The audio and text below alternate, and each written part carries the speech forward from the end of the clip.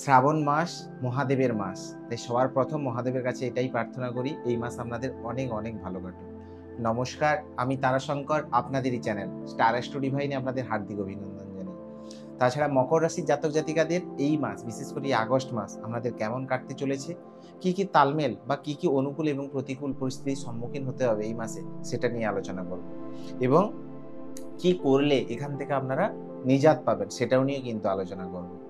কারণ বিগত যে বছরগুলো গেছে সেটা হচ্ছে আপনাদের শনির ৭.৫-র মধ্যে আপনারা ছিলেন, তাই অনেক আপস ডাউনস লাইফের মধ্যে দেখেছেন, অনেক পরেশানির শিকার হয়েছেন, অনেক লাভ ক্ষতির সম্ভাবনা আপনি নিজে চোখে সেটা দেখেছেন। কিন্তু বর্তমান সময়ে আপনাদের শনির ৭.৫-র এটা লাস্ট চরণ চলছে, তাই শনিদেব কিন্তু যাওয়ার সময় আপনাদের কিন্তু কিছুটা পূরণ করে দিয়ে যাওয়ার চেষ্টা করবেন।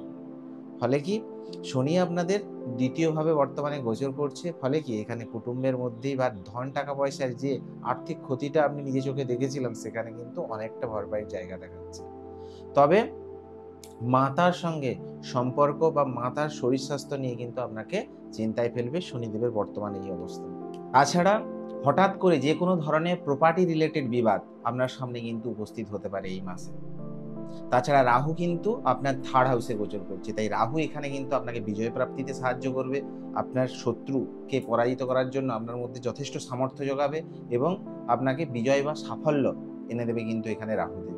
তেমনই কিন্তু এই সময় আপনাদের নতুন বন্ধু তৈরি হতে পারে। তবে রাহু থার্ড হাউসে বসে কিন্তু আপনার সেভেন্থ হাউসকে এক্সপেক্ট বা দৃষ্টি দিচ্ছে, ফলে কি আপনার যে স্পাউস তার কিন্তু হঠাৎ করে শরীর খারাপ বা তার সঙ্গে রিলেশন মাঝে মাঝে কিন্তু টালমাটাল পরিস্থিতির কিন্তু সৃষ্টি করাতে পারে।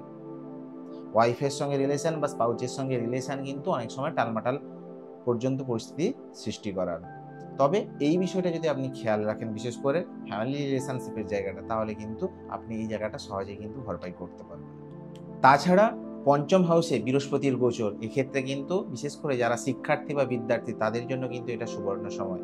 তারা শিক্ষাক্ষেত্রে বা পড়াশোনার বিষয়ে প্রপার মনোনিবেশ করতে পারবেন, বা যদি এই সময় যে কোনো ধরনের আপনাদের এক্সাম থাকে বা এন্ট্রান্স থাকে সেক্ষেত্রে কিন্তু সফলতার যোগ তৈরি করছে। এমনকি যদি এই সময় নতুন কোনো ইন্টারভিউ থাকে, আপনি যদি একটু প্রিপারেশন নেন, সেখানে কিন্তু দেবগুরু বৃহস্পতি আপনার সেই ইন্টারভিউতে সফল হতে আপনাকে পূর্ণ সহায়তা করবে। তাই এই সময় কিন্তু চেষ্টা করাটা আপনার ক্ষেত্রে আবশ্যক। তাছাড়া দেবগুরু বৃহস্পতি পঞ্চমে গোচর করে কোথায় দৃষ্টি দিচ্ছে না, আপনাদের নাইন্থ হাউসে। নাইন্থ হাউস থেকে কি বিচার করা হয়? ভাগ্যের বিচার করা হয়। নাইন্থ হাউস কি? আপনার ধর্মের স্থান। তাই এই সময় আপনার মন কিন্তু ধর্মের প্রতি ঝুঁকবে বা ধর্মের প্রতি বা ধার্মিক কার্যে বা ধর্মের বিষয়ে কিন্তু আগ্রহ বাড়বে। তাছাড়া বৃহস্পতির দৃষ্টি আপনাদের একাদশ হাউসে, তাই এই সময় নতুন আয়ের স্রোত খুলবে, নতুন ইনকামের জায়গা তৈরি হতে পারে। আপনি যদি যে কোনো কাজ একটু অ্যাক্টিভলি করেন, একটু পরিশ্রমী হন, তাহলে কিন্তু নতুন ইনকামের যেমন স্রোত খুলবে, তেমনই কিন্তু আটকে থাকা কাজ সহজেই কিন্তু সেটা আপনি করতে পারবেন এবং সেটা সাফল্যের যোগ তৈরি করছে, সাফল্য কিন্তু এখানে এনে দেবে। সেক্ষেত্রে কিন্তু দেবগুরু বৃহস্পতি আপনাকে পূর্ণ সহায়তা করবে। তবে ১৭ই আগস্টের আগে কিন্তু সময় আপনার জন্য পূর্ণভাবে অনুকূল থাকবে, সময় কিন্তু আপনার ভালো থাকবে ১৭ই আগস্টের আগে। তবে ১৭ই আগস্টের পর কিন্তু সময় আপনার ক্ষেত্রে একটু প্রতিকূলে যেতে পারে, কারণ বিশেষ করে স্বাস্থ্য রিলেটেড বিষয়ে। তাই এই সময় কিন্তু আপনাকে হেলথ রিলেটেড বিষয়ে খেয়াল রাখতে হবে, নিজের স্বাস্থ্যের প্রতি নজর দিতে হবে। আর আপনি যদি স্বাস্থ্যের বিষয়ে নজর না দেন তাহলে কিন্তু আপনাকে পরেশানির শিকার হতে পারে।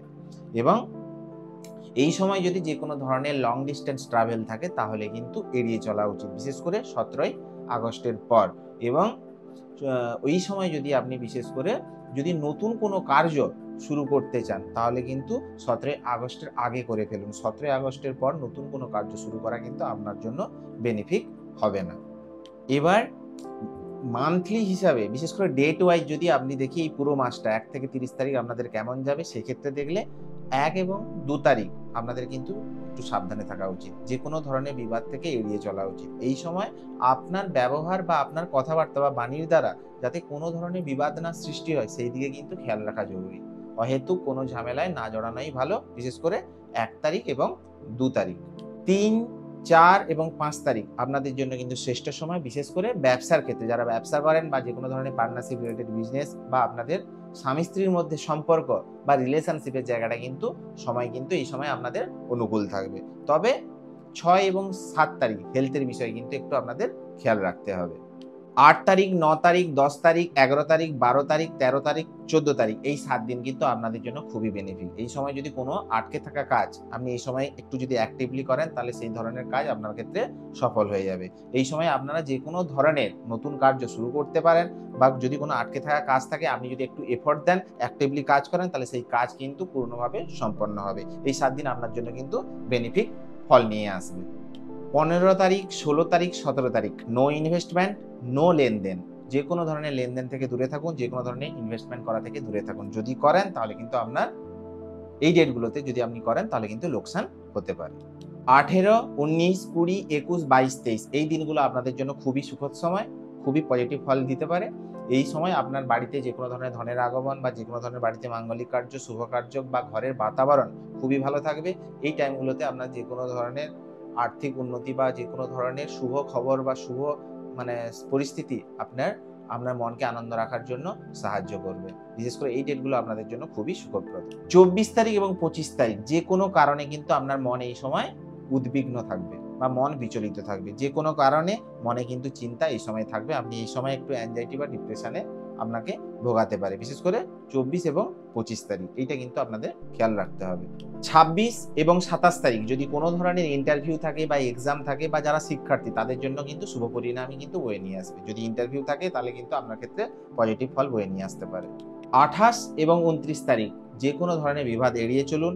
আপনার বাণী বা আপনার কথাবার্তা বা ব্যবহারের দ্বারা যাতে যে কোনো ধরনের বিবাদ না সৃষ্টি হয় সেদিকে খেয়াল রাখুন। নিজের ব্যবহার এবং বাণীকে মধুর রাখুন। তবে 30 তারিখ কিন্তু আপনাদের জন্য খুবই সুখপ্রদ বা খুবই ভালো কাটবে। উপায় কি করবেন? উপায় হচ্ছে, যেহেতু শনির সাড়ে সাথী চলছে, তো এই সময় যদি হনুমান চল্লিশা পাঠ করেন সেটা আপনাদের জন্য খুবই এফেক্টিভ হবে।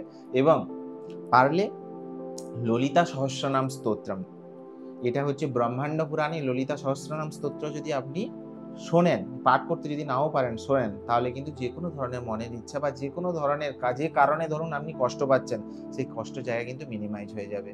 যদি আপনি ধন চান তো সেক্ষেত্রে আপনাকে টাকা পয়সা দিতে সাহায্য করবে। আপনার আর্থিক স্থিতি হোক বা যে কোনো ধরনের রোগে ভুগছেন সেক্ষেত্রে কিন্তু সেখান থেকে মুক্তি দিতে কিন্তু সাহায্য করবে। তো ললিতা সহস্রনাম স্তোত্র আপনার জন্য এফেক্টিভ হবে। পারলে মানে সকালবেলায় ভোরবেলায় উঠে ওটা শ্রবণ করুন, বা সন্ধ্যের সময় গোধূলির সময় ওটাও শ্রবণ করুন, সেটাও কিন্তু আপনাদের জন্য এফেক্টিভ হবে। ভিডিওটি ভালো লাগলে অবশ্যই চ্যানেলটিকে সাবস্ক্রাইব করুন এবং পাশে থাকা অল নোটিফিকেশন অপশনে অবশ্যই ক্লিক করুন, যাতে আমি নতুন ভিডিও আপলোড করলে সবার প্রথম আপনাদের কাছে পৌঁছে যায়। তো সবাই ভালো থাকুন, সুস্থ থাকুন। ওম নমঃ শিবায়। জয় জগন্নাথ।